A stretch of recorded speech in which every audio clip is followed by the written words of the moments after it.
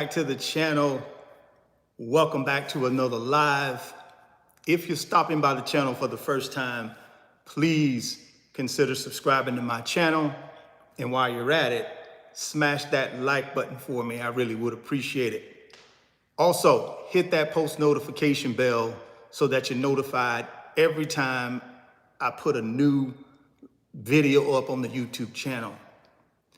If you want 12 free stocks, click on that link down in the description box, and Webull is going to give you 12 free stocks when you open a new Webull brokerage account. Put at least $100 in that account. They're going to give you up to 12 free stocks for trying out their brokerage app. So again, hit that link down in the description box to get that Webull free stock. Well, guys, we are 7 months and 13 days into 2023. And I wanted to give you guys a little bit of an update on where I'm at and how I'm doing. And then I'm gonna open it up for some questions, because just like the title says, this live stream is all about asking a millionaire how to become a millionaire. Millionaire talk. A lot of you guys who are subscribers and follow the channel, you'll know I bought my dream home about 90 days ago. And I'm currently filming this live stream in the new dream home. And I gotta tell you, man, this was one of the biggest things on my bucket list. I can remember at 26 years old, starting to earn money and learn how to keep that money and learn how to multiply that money. So one day I could get to this bucket list that I had set for myself. And one of the things on that bucket list was this dream house. So I encourage you guys, if you're interested in more about the dream house, go to the YouTube channel. I got a lot of videos I've done on the dream house. So hopefully you'll go check those out, and you'll know what I'm talking about. Outside of the dream house, I actually decided to pay off all of my cars, right? I have a BMW M5 2020. I have a Porsche 911 GT3 99 1.2, and then I have a 2021 Range Rover SVR, and I paid them all off. And the reason I paid all of the cars off is because I got to a point where I said, I'm getting a little bit older. I got some wealth accumulated. Let me go ahead now and start the process of just getting rid of all this consumer debt. Even when I had the loans for the cars, I had the cash to pay them off, but I had low interest rates, and I was taking that money and I was wheeling and dealing in the stock market and doing some other stuff with it in order to multiply it. But as the market started, getting tighter and more volatile, I said, let me go ahead and pull some of my cash reserves and just get rid of those car loans. So that's what I did also in 2023. So those were two big financial things that I wanted to get done: the dream house, and then pay off all the cars, which I've done. So my other goals I've set for myself in 2023 is to continue to dollar cost average into the stock market, into my favorite ETFs, into my favorite individual stocks, so that I could continue to build my wealth. And I've been able to do that as well.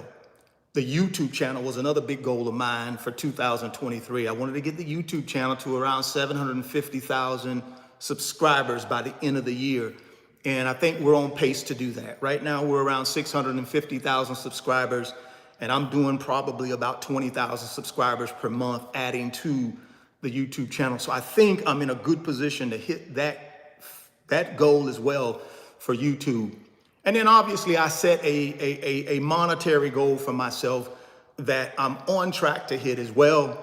And then obviously, to tie all of this up, I do all of this because I want to help people. I want to help people through financial literacy. I want to help people get to their pot of gold at the end of the rainbow. And That's what I'm doing. And I do that every single day through these videos that I create here on YouTube. So I want to say welcome to all of the new subscribers who subscribed to this channel since my last live stream, which was in 2022. I think it was like 11 months ago, the last time I did a live. So definitely good to be back on a live, and hopefully at some point I'll be able to do more of them. But for right now, let's go ahead and dive into whatever questions you guys might have, because that's the whole point of this live stream, right? Is to ask a millionaire how to become a millionaire. So don't be bashful, ask your questions. Now, I will tell you, as more people come into the chat, we're gonna be in the chat probably for about an hour, about 60 minutes. And as more people start coming in, it's gonna be more questions that'll be asked. I would tell you, if you wanna get your question to the top of the pile, go ahead and do super chat, because that will ensure that your question gets answered. Now, you don't have to do super chat, but obviously we already got almost 200 people in the live, and we just started. So as more people come in, probably 600 to 800 to maybe even 1,000 people, it's gonna be real hard to get to your questions. So super chat is the best way to do it. But let's go ahead then and get started. Now, I'm gonna be looking at my laptop over here. So I got the iPhone running right now, recording from a monitor standpoint, but I'm gonna be using my laptop over here to get the questions, and then I'll come back and answer them directly into the camera here. All right, so let's get started. Let's see what we got. Hey man, I watch your channel every day. You keep me educated and motivated. Blessings to you. Hey, I appreciate that. Up and running PCs. Thank you very much for supporting the channel and supporting me. That means a lot. Let's keep moving here. Super Savage Spirit. Do you like Apple or Microsoft better? I like both of them, right? They're giant tech companies. I like Apple a little bit better because Apple, in my opinion, I use their products every single day. Microsoft is a little bit different animal. So for me, since I use Apple's products every single day, and they're the most valuable company in the world, I tend to lean more on Apple because I think there's more growth potential for my money. Not that Microsoft isn't a great company as well, they are. I don't see the growth though that I see in Apple. So I personally would lean more towards Apple. Let's go ahead and keep moving here. Wealth building journey. I appreciate the super chat. Prefer buy and hold REI plus S&P 500 VU index. I would do both, right? I would do both if I got the ability to do both. If you followed my journey here on the YouTube channel, you know I talked about buying real estate and then also investing in the stock market simultaneously, because I didn't want to have all my eggs in one basket. So for me, real estate and the stock market through paper assets went hand in hand. I would say if you can afford to do both, do both. If you cannot afford to do both, let's just say your money is tight right now, then just do the S&P 500 ETF or index fund until you get your money right, until rates come down and you can get yourself into a piece of investment real estate down the road. But at least do paper assets through buying S&P 500 ETF or index fund that tracks the S&P 500 index. So hopefully that answers your question.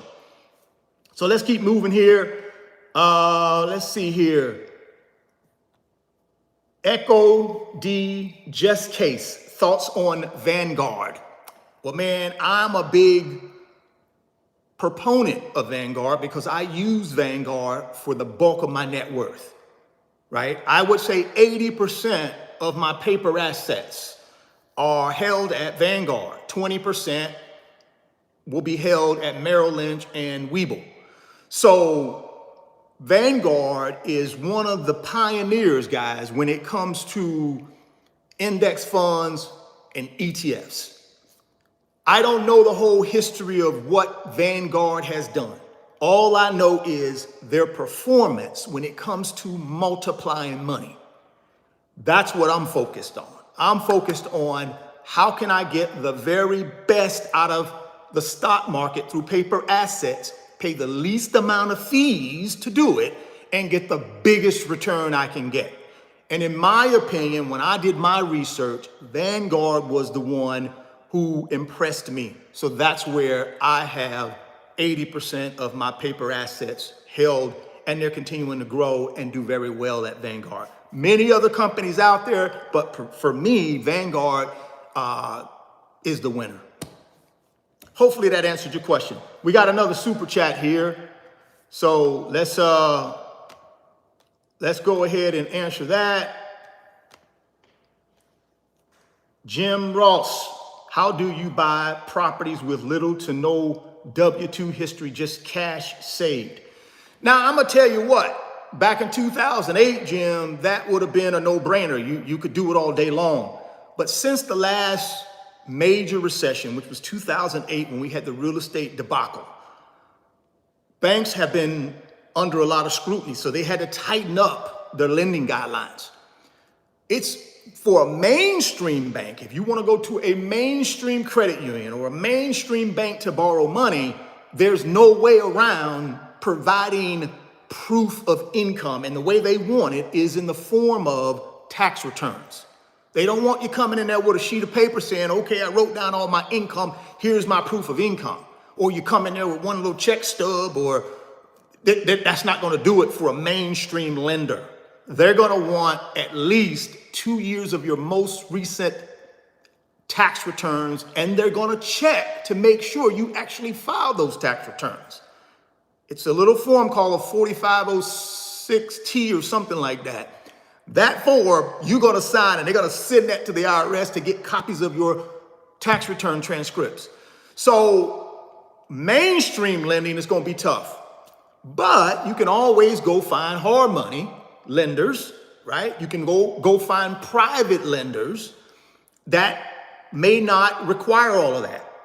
Typically with hard money lenders and private lenders, they require more money down, and they focus their analysis not on your income to repay them. They focus their analysis on the property itself, right?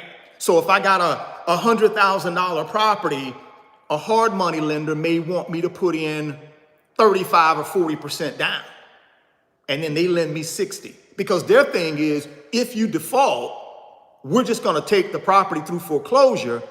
We only lent you 60% of what it's worth. We'll make our money back when we sell the property after we go through foreclosure. Same thing with a private lender. They're going to want more skin in the game, more money in the game, just in case you default. And then they're going to take that property, sell it, and recoup their money and move on. So yeah, probably hard money lender or a private lender would be the right track if you don't have income verification or proof of income. But you got down payment money, right? But you just don't have the income part. Hopefully that answered your question, Jim. Let's keep moving here, see what else we got. We got another super chat coming from a really good subscriber of mine. I believe she's from Hawaii, and she'll correct me if I'm wrong, but I think she's from Hawaii. But let me jump into her question. Still buying Tesla, aloha. Absolutely, I'm still buying Tesla. Why wouldn't I? Tesla is going to be one of the greatest companies in the history of companies, guys. I'm telling you, that's my belief now. Don't take my word for it. Go out and do your own homework. I'm not your financial advisor. But I'm telling you, if you look at Tesla, guys, what it has done. Number one EV company in the world, right? Manufacturer of electric vehicles. Number one. They got the number one charging station network. Nobody else can't touch them, guys, right? All these other manufacturers who are producing EVs are coming to Tesla. Why? Because they don't have any charging network. They don't have the footprint or the infrastructure that Tesla has. And whether you like Elon Musk or not, you gotta give it to the guy. He's innovative. I mean, he's one of these CEOs that just never rests. He's always moving forward, right? Whether it be with Twitter, whether it be with going to the moon, whether it be solar panels, whatever it is, this guy is always innovating. And that's what you want to see in your CEO. You want a guy who never, or gal, who never takes their foot off the pedal. And that's Elon Musk. So for me, absolutely, I think Tesla is just at the beginning stages of what they will be worth. Apple, like I said earlier, is the most valuable company in the world. I think one day Tesla will take over that spot. That's just my opinion. Now you got to get out and do your own homework and make sure it's right for you. But for me, oh, absolutely it's right. Let's keep moving here. I got another super chat here that I need to get to. Efren, I appreciate the super chat, man. Thank you so much. What was the biggest money mistake you made? What was the biggest money mistake you ever made? Great question. Some of you guys know I played in the NFL for 3 years.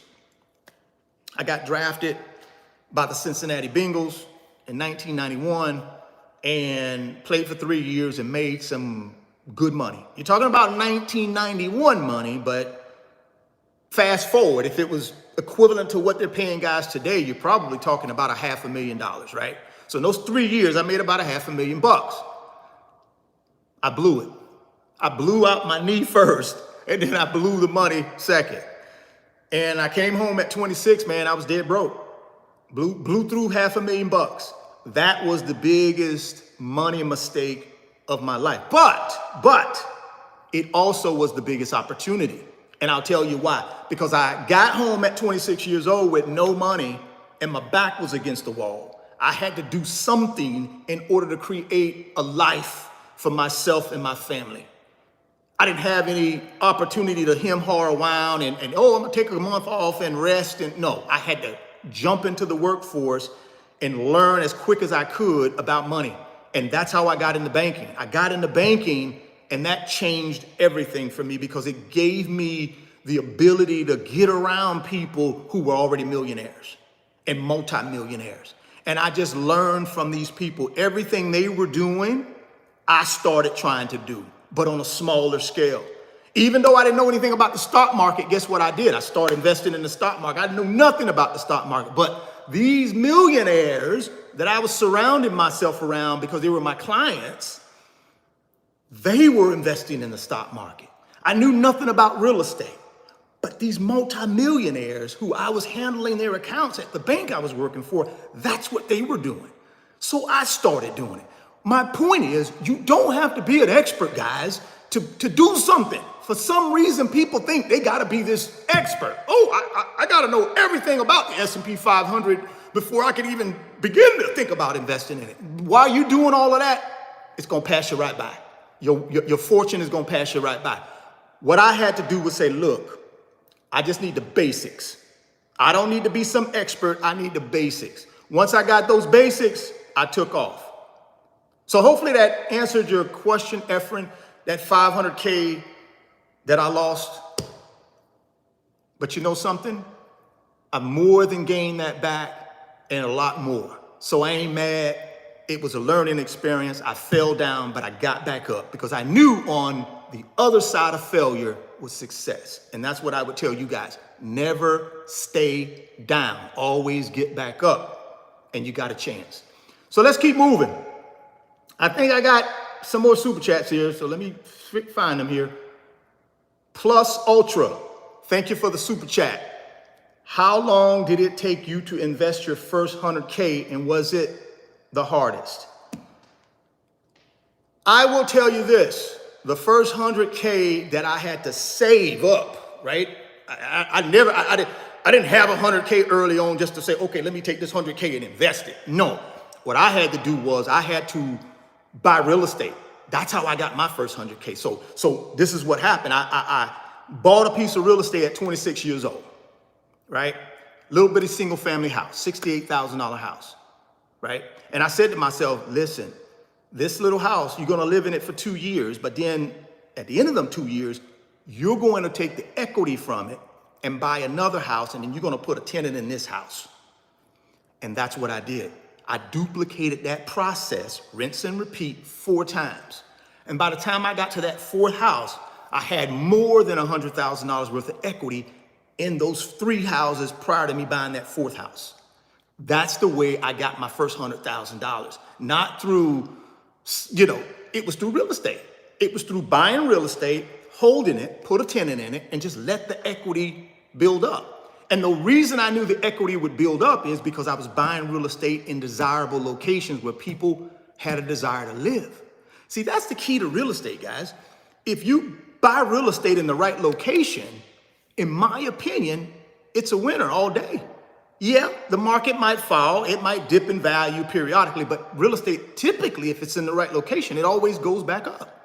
I just sold a property in 2021, one of my last single family properties from the old days. And I bought that property in 2006, right before the real estate bust. So I paid top dollar for that puppy. And from 2006 to 2021, I was upside down in that house all the way up into 2021 when I sold it. And it right-sized itself and I made some money. My point is, I kept a hold of that property. I kept tenants in that property. It was in the right location. I just had to be patient. The rental income paid for the expenses, but I just showed patience. I didn't give up on the property is what I'm saying, because I knew it was in the right location. And like I said, fast forward 14, 15 years later, sold it, made a nice profit. And guess what? I got 14 years worth of rental income that paid down the mortgage. So guess what? That money went in my pocket as well. So my point is, buy in the right location. I don't care when you buy real estate, good times, bad times. If you buy it in the right location where people have a desire to live, I think you're a winner every time. But that's my opinion. There are a lot of opinions out there, but that's my opinion. So hopefully that answered your question. Let's move on here. We got some more super chats. I got to find them here. I got to figure out how to scroll. Oh, here we go. I got to scroll up here and find these super chats. I apologize to everybody who got super chats in here. I'm kind of falling behind a little bit, but we'll get to them. I got Jim done. We got Miss Hawaii done. Who else we got in here? Oh, there we go. We got some more here. We got Efren done. Let's see, okay, I'm planning on buying a property. Okay, Ashley D. I appreciate the super chat. So let's look at her question. I'm planning to buy my first property in a few years, but I can only afford older condos. I plan to put tenants in it after 2 years. Good idea or not? Here's the situation, guys, with real estate. It's about the money. It's about the cash flow. It's about capital appreciation, right? That's what it's about. So the first thing I look at when I get ready to buy a piece of real estate is location, right? Tell me a little bit about this location. How has it increased in value over the last 10 years? First question, right? Because see, where I make the bulk of my net worth is not off the rental income. I make the bulk of my net worth off of the appreciation of the property over the time period that I hold it. So if I hold a property for 10 years, it's appreciating at 4% a year. Compounded, that's a 40% compound return on my money, right? So that's what I'm looking at first, is what type of capital appreciation can I get while I hold this property over the next 5 years, 10 years? If that's all good, next question I ask is, what is my immediate cash flow gonna be? Because I gotta get at least a 10% cash on cash return on the money that I invest in the deal. So if it's a $500,000 property and I gotta put 20% down, I got 100K of my money in the deal. That's my cash in the deal, not the 500K, it's the 100K. And that 100K, I gotta get a return on it. And for me, I gotta get a minimum of 10% return. That's my cash on cash return. So net, I gotta make at least $10,000 net on that property every year for that 100K that I put in order for it to make sense for me from a cash flow. The only time I deviate from that is if the capital appreciation of that property is so great and it's moving so fast that I'll make my money back up on the back end when I sell the property, then I will go below my 10% cash on cash return. But if it's a normal appreciation, I got to get at least a 10% cash on cash return. So Ashley, that's what I would be looking to figure out before I pull the trigger on this condo. Remember also with condos, especially if they're older, you're going to be paying condo fees. And guess what? I don't know where this condo is. Where is it located? Did you say? You didn't really say where it was located. But you got to be careful with condos, because guess what? If they need to do a new roof on that condo, if they need to do new sidewalks or redo the pool or redo the fitness room, guess what? They're going to come to you as an owner, and the rest of your fellow owners, y'all going to have to pony up to pay for all that stuff. Now, most times, if it's a good condo association, they already have reserves built up. But you better figure out if they got the right reserves built up before you pull the trigger on that condo, because if they don't and something happens, you as a condo owner with your fellow condo owners, y'all are going to be on the hook to pay for all of those improvements. It can be really draining on cash flow, so be careful. Hopefully that answered your question. All right, let's keep going here. We got some more super chats, so I got to make sure I get these done.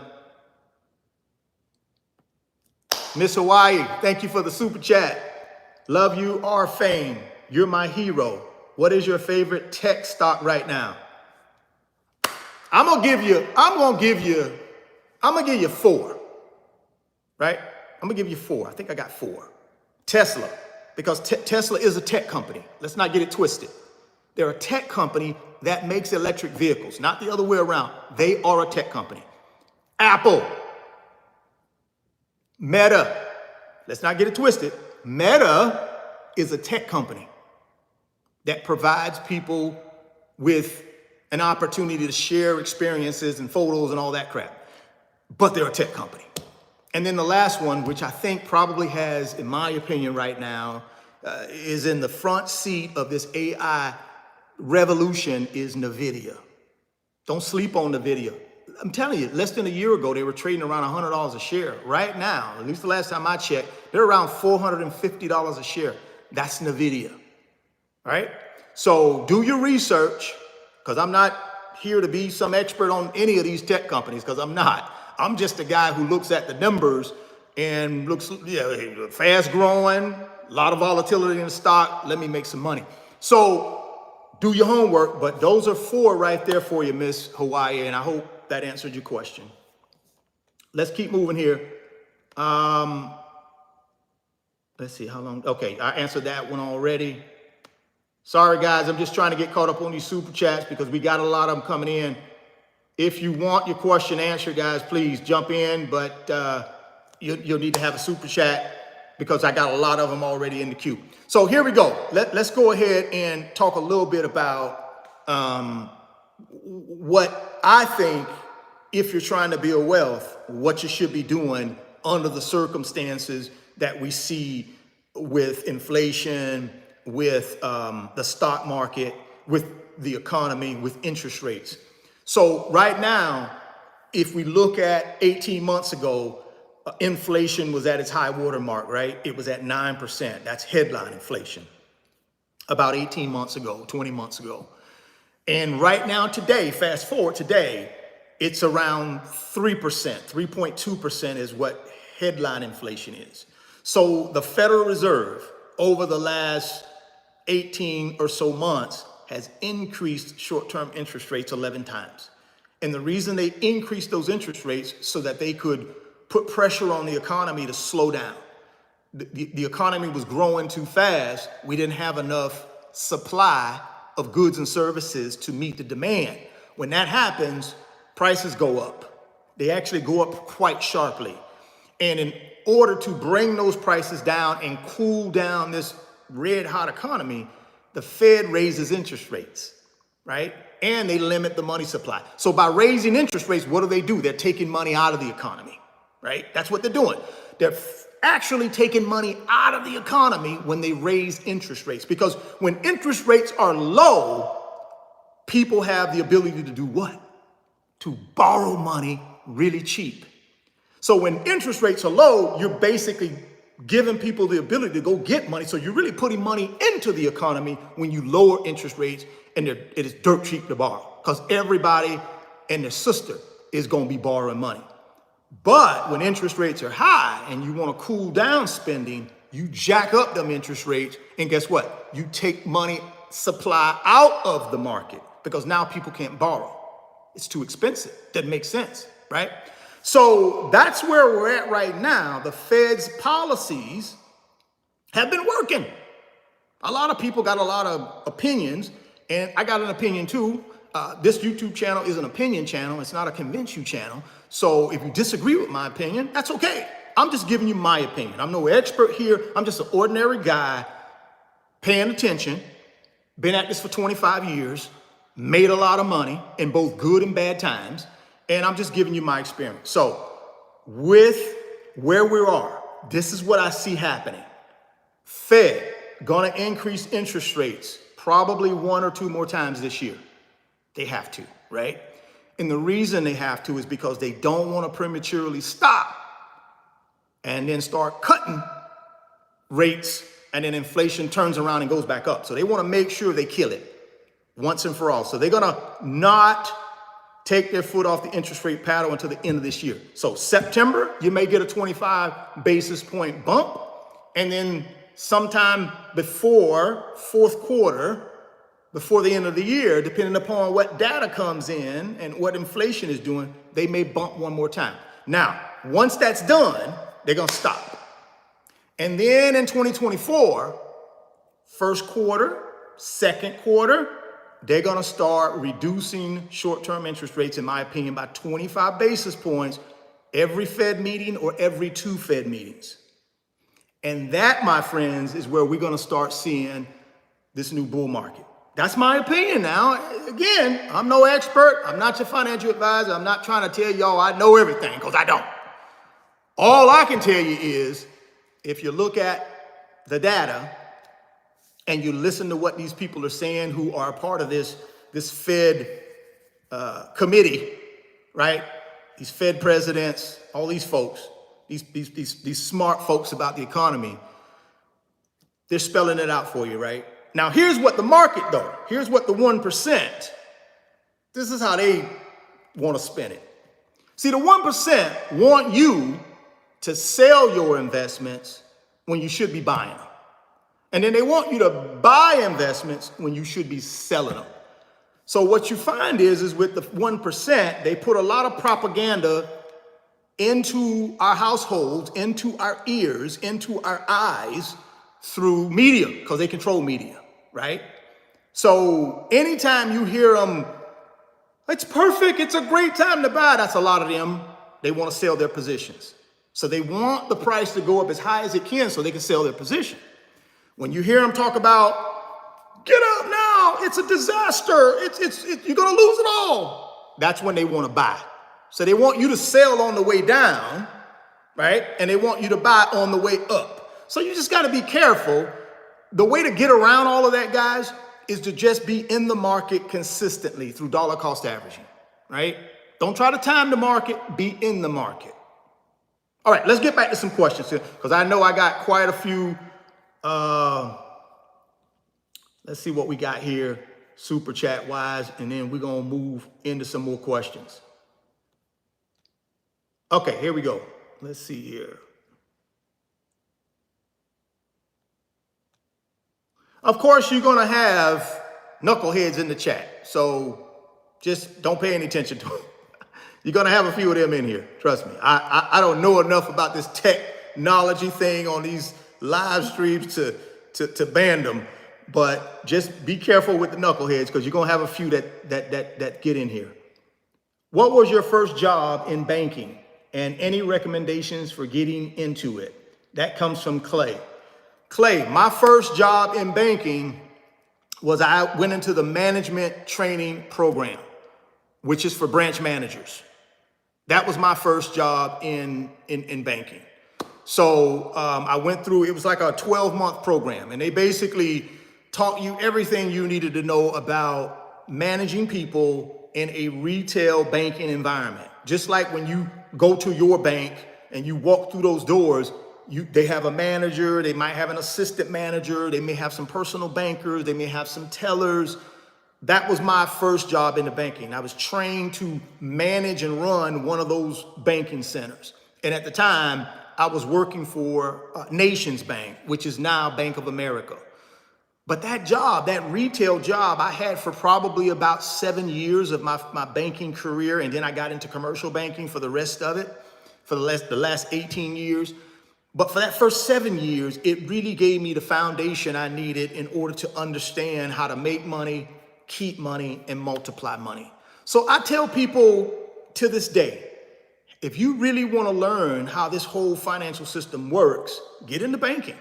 Start at some position in the retail side of the banking first, though, and then work your way to whatever division you want to get to. Like I did, I spent 7 years in retail, and I spent the last 18 in commercial banking. But it gave me that foundation, and it gave me the experience I needed in order to continue with my side hustles, like investing in the stock market and also investing in real estate. But it also taught me a lot about how to help businesses grow, because that's what we did as commercial bankers. I would lend money to business owners to grow their businesses. So I learned a lot about how to start businesses, grow businesses, exit businesses, just through that experience in banking. So yeah, definitely a good field to jump into if you want to. But it was great for me. I didn't always like banking. I really never liked banking, but sometimes we got to do what we got to do until we can afford to do what we want to do. And that's the way I looked at it. And I'm so glad I took that road, because I learned so much that I'm using to this day. Let's see what else we got in here. Let's see here. Let's see what we got. I think I got some more. I think I don't want to miss any. Let's see here. Okay, here we go.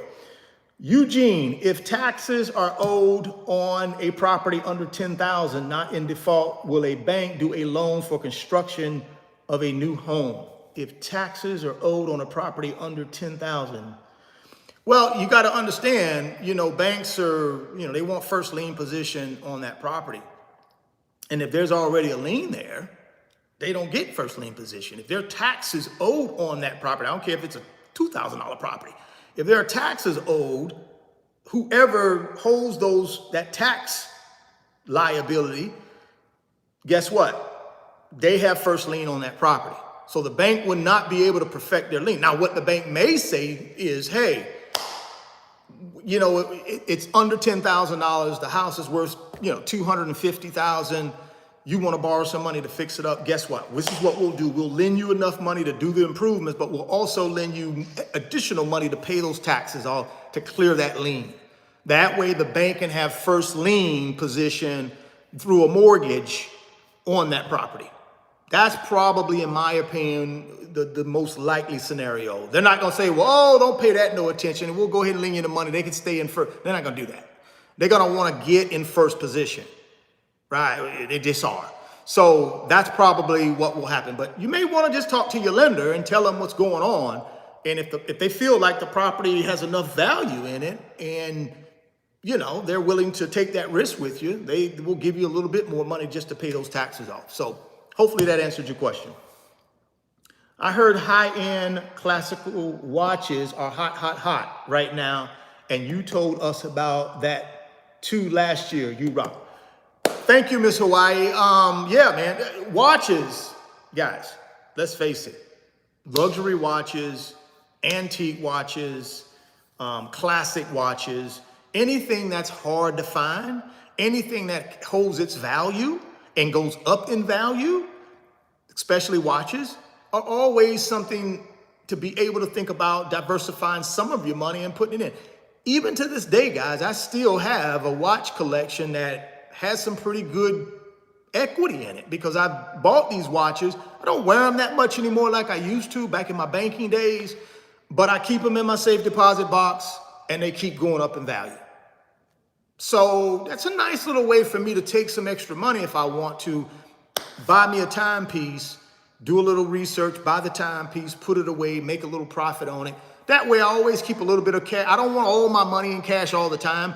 I like to have some of it in things like watches, so that, it's growing a little bit and it's not just in the bank and it's not all in investments, I like to kind of mix it up. So yeah, you can definitely buy some watches. Got to buy the right ones. Got to know what you're doing because it's a whole different animal out there when it comes to these watches. But you need to know what you're doing. But it's definitely a good investment to put some money in if you want to have some diversification and have some hard assets as opposed to just paper assets, right?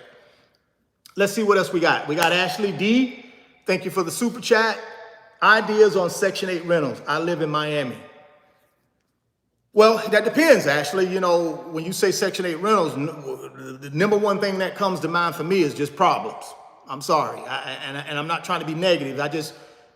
In my experience, it's just a lot of work. Don't get me wrong. You get the Section 8 voucher and you get that guaranteed rental income, but you better have some repair money. Now, sometimes through the Section 8 program, they may help you do the repairs and all that good stuff. My thing with Section 8 in properties and locations that are not desirable is that they don't grow in value. The property itself doesn't increase in value to really create big net worth. Now, if I got a 300 unit apartment complex and they're all Section 8, of course it's going to go up in value because the cash flow.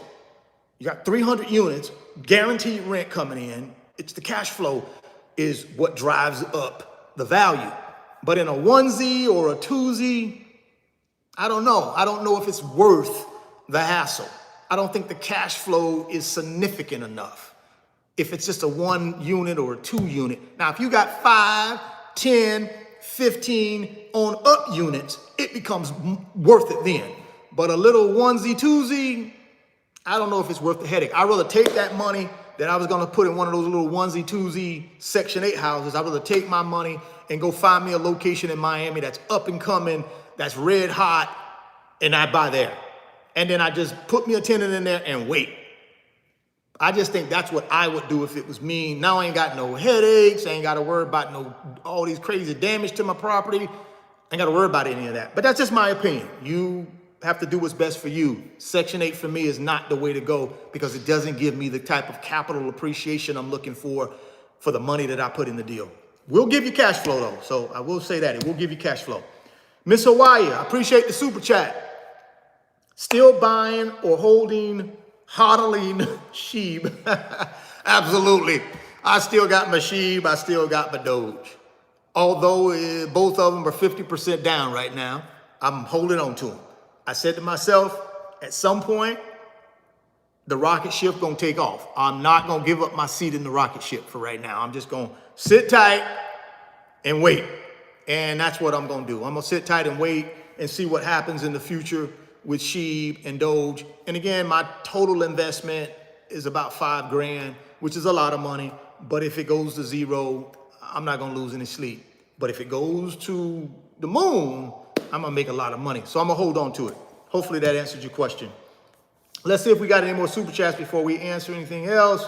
Let's see what we got here. Natasha Parker, hi, I'm interested in investing in tiny homes and companies that use vending machines, i.e. cupcake, orange juice, etc. As an investor, which one do you recommend first for long-term investment? Well, you're talking about, in my opinion, two types of investments. One of them is a cash flow investment, right?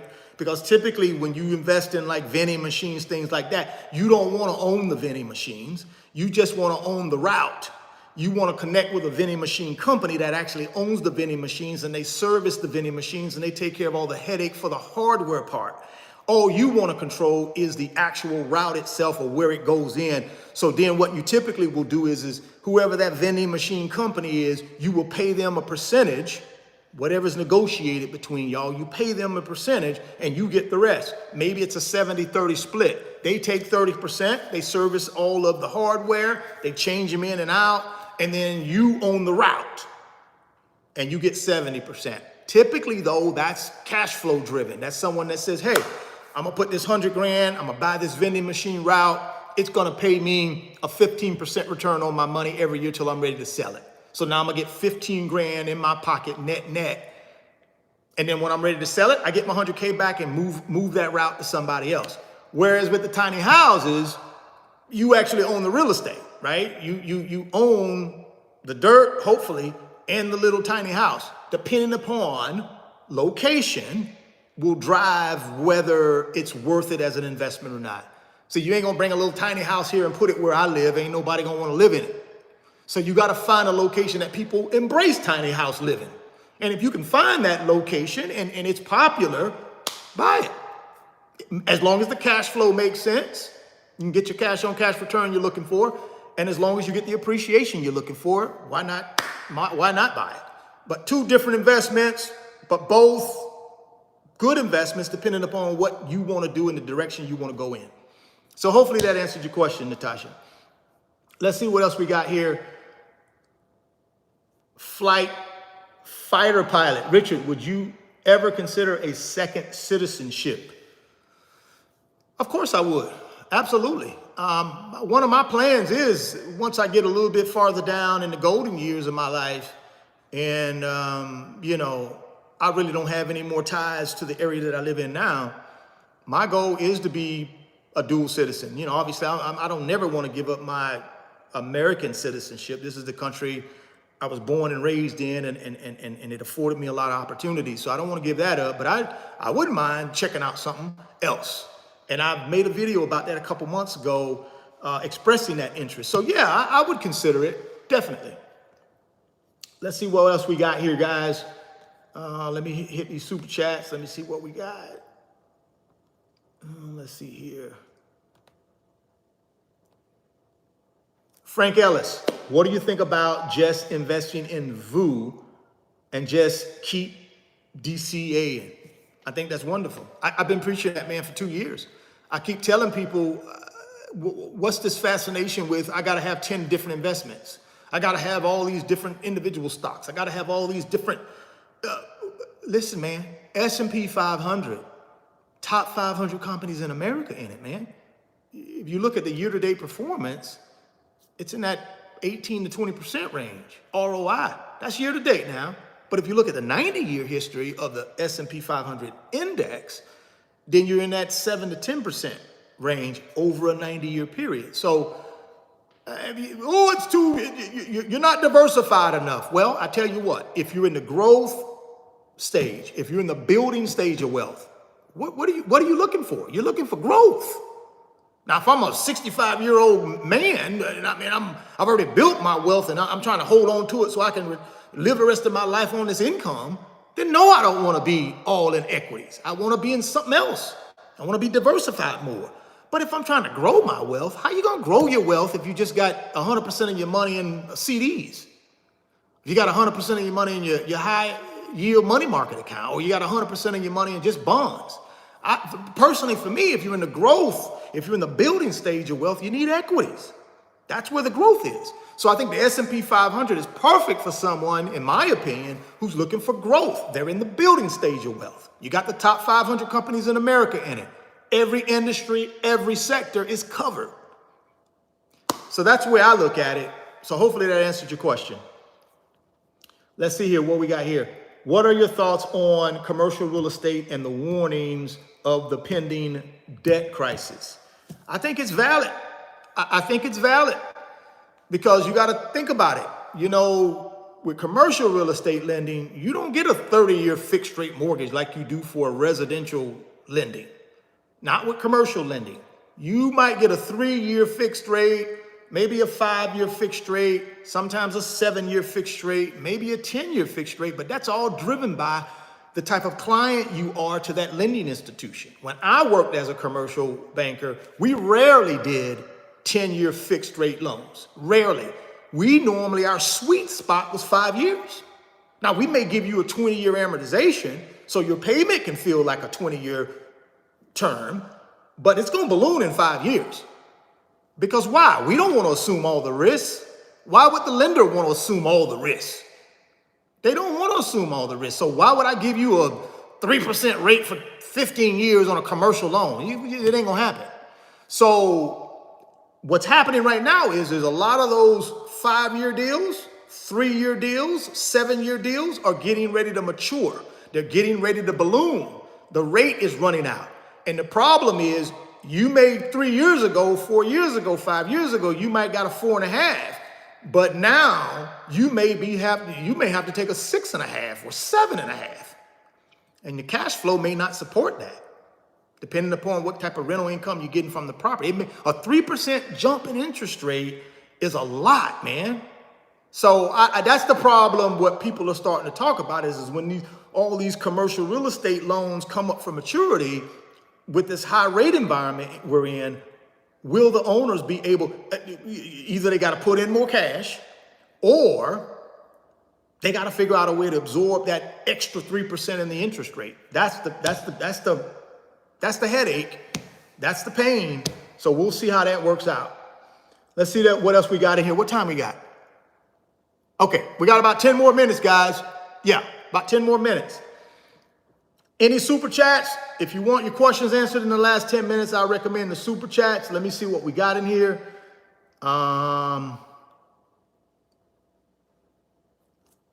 Your home looks wonderful. Not that you need it. Said to you, happy for you. Thank you so much. I can't pronounce your name. Navanti. Thank you. I appreciate it. I'm loving it. Let's see here. What we got here? What's the easiest way to get into the S&P 500? Open your brokerage account. Link down in the description box for Webull. You can buy Vanguard S&P 500 there. You can buy some other ETFs there. So that's a little bit of a plug. Hit that link down in the description box. Open that Webull account. Get you up to 12 free stocks. And you can start buying the S&P 500, Vanguard S&P 500 VOO. So hopefully that answered your question. Let's see what else we got here. What type of cash return will I need on $1,000 in 1 month? I don't even know what that question is, man. I'm sorry. I can't even get my arms around that one. What is a good way to find rental listing inventory as a real estate agent other than FRBOS? I'm gonna say, man, go to Google for that, man. That's not my realm. That's not my expertise. I'm not in that business anymore. My business is teaching people how to take the money that they have and invest it in assets to build wealth. That one is outside of my expertise window. So I would say find another resource for that. Google is your friend. Let's see what else we got here. We got a super chat from Kimon. I appreciate the super chat. There was no question attached to it, but I appreciate the super chat. Thank you so much. Let's see what else we got here, guys. We got about 8 minutes. Let's see. What can we get done in 8 minutes? Do you know Mommy Trader and Stock Up with Larry Jones and Stock Brother and Dave Ramsey? I don't know any of those gentlemen. Larry and I definitely have corresponded, and I have mad respect for Larry Jones. Mad respect for him. The other folks, I don't know, right? Of course, I've heard of Dave Ramsey, but I don't know Dave Ramsey. But Larry is I got mad respect for Larry, and I think he gives excellent information around the investment game, paper assets. I often listen to him, and he makes a bunch of sense. Again, not trying to be an expert, just giving information based on his knowledge and his experience, right? So definitely go check him out, though. What else we got here? What we got? 7 minutes. Let's see what we got. See if we can get some more questions answered. Let's see here. Should I refi my rental property for cash to pay off credit card debt? I have a 3.2 rate, but it will increase. Wow. Do I want to take my equity out of my rental property, which is my net worth? I got net worth in this rental property. I want to take my net worth and I want to pay off credit card debt. I don't think I'd do that. Honestly, I don't think I'd do that. I don't think I would take my equity and pay off credit card debt. What I probably would do is I'd find me a side hustle and make me some more money. I just don't believe in taking equity from a appreciating asset to pay off consumer debt or a depreciating asset. I don't, for me, that's not the right course of action. The right course of action is I continue to leave my money in my rental property unless I'm getting ready to take money out to buy another asset, like another rental property, or to start my business. Then I'm okay with it. Taking money from a good performing asset, putting it in something else that could be good performing. That's good. The credit card debt, you're gonna have to get a side hustle and start hustling and make some more money to pay that off, right? Because if we don't learn anything from that, guess what? I take 50 grand equity out of my property and I pay off my credit card debt, but I learned nothing. I learned nothing about changing the behavior with money. Guess what I'm gonna do? I'm gonna run up that $50,000 in credit card debt again. And guess what? I got the $50,000 again in credit card debt and I don't got no equity. So you don't wanna do that. I would say get your side hustle and pay off that credit card debt, man. That's what I would do. I would not touch my equity. Because if everything hit the fan, and I'm just being honest with you guys, if everything hit the fan, right? That credit card debt, that's the last thing getting paid. I'm gonna save my rental property because that's what my equity is. That's what my net worth is. The credit card company, they on their own.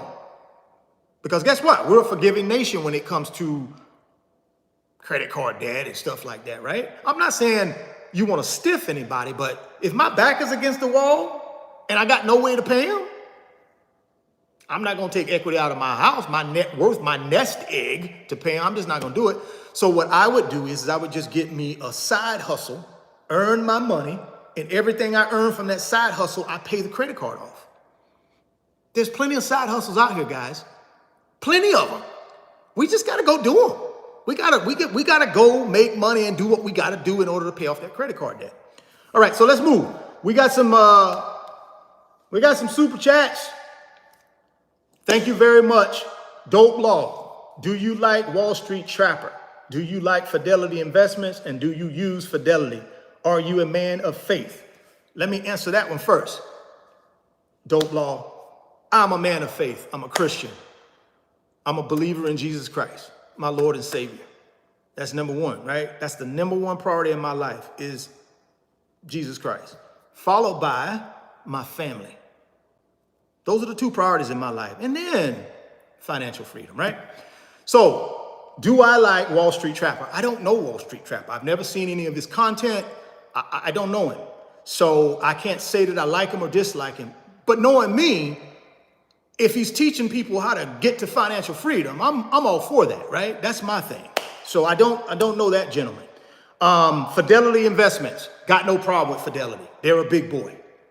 I just choose to go Vanguard and I choose to go Merrill Lynch because of my days at Bank of America. Bank of America bought Merrill Lynch. So some of my stuff naturally went to Merrill because that was the brokerage arm of Bank of America when they acquired Merrill Lynch. So I'm Merrill Lynch, and I'm Vanguard, and I'm Webull. Those are my three brokerage accounts. And then Vanguard over Fidelity because Vanguard is the pioneer, man. They are the ones that created all this stuff, in my opinion, these index funds, these ETFs, the common day mutual fund, all that stuff. Now, Fidelity does a wonderful job. I ain't knocking them. World-class organization, just not for me. Hopefully that answered your question. All right, let me move on. I got some more super chats here, so I got to move on. Keeman, I appreciate the super chat. I bought a house in 2006. Would it be a good idea if I get the equity and fix it up and buy another house and rent that one out? Absolutely. Now you're talking my language. You want to take money out of an asset and do what with it? Put it in another asset. But a good asset like real estate income, producing property. Nothing wrong with that, guys. Nothing wrong with me taking some equity to fix up the property to get more rent and make it more valuable. And then if I want to move some of that equity to a new property, which is going to create cash flow and it's going to create appreciation, nothing wrong with that. Just don't be taking the money out, put it in some stuff that ain't going to make you no money. But that's a great way to use that money, in my opinion, Keeman. Thank you for the super chat as well. Let me keep moving. Let's see here. Get your life through Christ. I appreciate that. Thank you so much for the super chat. Blessed. Thank you for the blessing. Let's go ahead to this one here. Let's go to here. Here's one right here. The Legend of Tensuki. I appreciate the super chat, man. Thank you so much. Let me get to your question. I'm a truck driver that is transitioning in cybersecurity, and I want to live in Japan. What would be your advice on getting extra income outside of my career and good investments? I want to start a martial arts university in Japan in 10 years. Well, I think what you got to look at, in my opinion, you said you're going to be leaving the trucking industry and transitioning into cybersecurity. Bingo. And this is what I would do if I'm you. Once I get into cybersecurity and I'm in there, let's say I'm working for a company, and as long as it's not a conflict for my company, then I'm going to go take my cybersecurity skill set online and start my own little thing. Start either teaching people or consulting with people, as long as the company that you're working for is okay with that, right? That's what I would do. You got a high level skill set in cybersecurity, which is, everybody don't got that. So people are looking for consultants. And if your primary company that you're going to be working for, I'm not sure if you're going to just consult for them. I'm not sure if you said that if you're not, listen, that's what I would do. I take that cybersecurity skill set and I do both. I'd have it as my primary income source, but I'd also build me a side hustle, consulting, doing whatever I can to continue to stretch and use that cybersecurity skill set. Now, from there are many more things you can do, right? There are many more things you can do in order to create income. Again, I would go online though. I would go online. Now, I don't know when you said right here, good, okay, I want to start martial arts. Okay, I want to live in Japan. I don't know if you're moving to Japan right away with the cybersecurity job, transitioning to cybersecurity, and I want to live in Japan. So I don't know how fast you want to get to Japan, but I'm telling you, man, with a cybersecurity skill set, unlimited possibilities, right? There are tons of small companies, small business owners that need help in that area, and you can consult, right? As long as your primary job doesn't have a problem with that. So hopefully that answered your question, the Legend of Tensuki. I appreciate the super chat. Let's move on. I got a couple more guys. If I can find them here. Stacy R. Thank you for the super chat. I appreciate it. Thank you very much. I think that covers all the super chats for now. I think we're way past an hour. So guys, I'm gonna go ahead and stretch it for another 10 minutes, answer some more questions, and then I'm gonna go ahead and end the live. So let's see what else we got in here. Hopefully I didn't miss any of these super chats. I'm just gonna go peel back through here real quick, guys, because I don't want anybody to leave this chat who did a super chat and didn't get their question answered, or at least to the best of my ability. Jim Ross, once again, appreciate the super chat. Good sites for foreclosures and tax lien homes. Here's what I'm gonna tell you. Depending upon the state you live in, find out who the major banks are in that state. All of the major banks, they have foreclosure websites, lists, right? Now, honestly, with the pandemic real estate boom we had from late 2021 to early 2022, I don't know how many foreclosures are going to be out there, man, because people just got a ton of equity in their homes. So if I got an equity in the house, I don't just get foreclosed on, I just sell it and move on, right? So I don't know how big of a market that's going to be, honestly, Jim, because it's so much, people got so much equity over the last 2 years from the real estate, from the pandemic real estate boom. So I don't know, but I would start there. I would say whatever state you're in, I would look at the banks. Credit unions is another good one. Community banks or even better. Why? Because they have a local person in your area who's handling the foreclosures. Now, if you want to go nationwide, then my recommendation would be go on Google and type in nationwide foreclosure, and you'll get a lot of opportunities to poke around. But again, not my specialty, because I don't buy foreclosures, right? I don't buy foreclosures. And when I was in banking, I didn't deal with foreclosures. If one of our clients, the bank had to foreclose on them, it went to a totally different department that handled all that. I didn't get into any of that. So I never really had the need to build up a Rolodex of that type of thing, because I don't buy that kind of property. So hopefully that answered your question. Let's see what else we got here. Make sure we didn't miss any super chats. I think we got them all. Let's see here. Okay, we got another super chat from Credit Card Maestro. Just wanted to show some love. Hope all is well. Hey, man, blessed. Thank you so much for the blessing. I appreciate that blessing. And anything you need, man, DM me on Instagram at RichardFain28. Watch out for the scammers over there. There's a bunch of them impersonating me, but DM me, or go to the description box, and I got an email address in there for RF Financial Consulting. Hit me there. But thank you for the blessing. Let's see what else we got here, and then we're going to get on out of here, guys. Hey, I appreciate that, Miss Hawaii. Thank you so much. I appreciate it. The Legend of Tensuki. I got the Webull app as well, sir.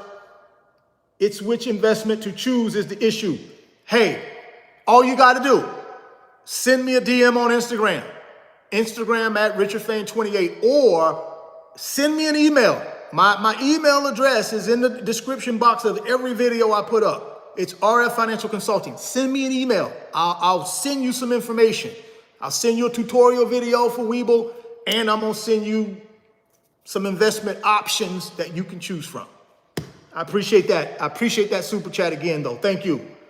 Up and running PCs. Appreciate you, brother. Keep keeping us motivated.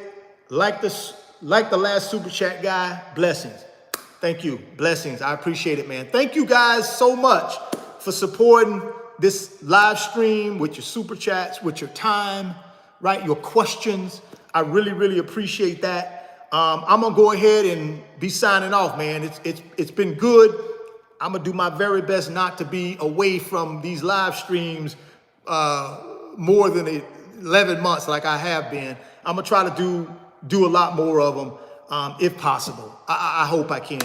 But you guys be blessed.